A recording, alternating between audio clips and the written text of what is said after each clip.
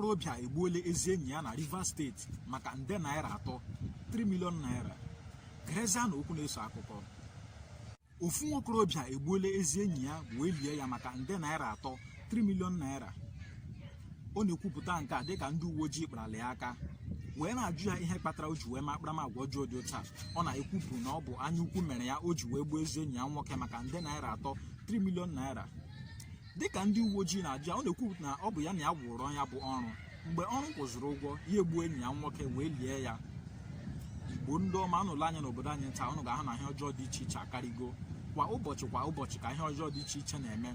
Ana m agwazi onye ọbụla ugbu a ka ọ mụrụ anya dịka azụ, n'ihi na enweghị onye na-atụkwasị obi. Unu lezi anya, enyi ga na-egbuzi enyi. Ọ bụghị taa ka ihe dị otu a mere, mana ana m agwazi onye ọbụla ka ị mụrụ anya dịka azụ, n'ihi na enweghị onye ma nke gaje ime ọzọ. Igbo ndị ọma na-ege ntị, asị m ya dịkwara unu na mma. Ndewonu.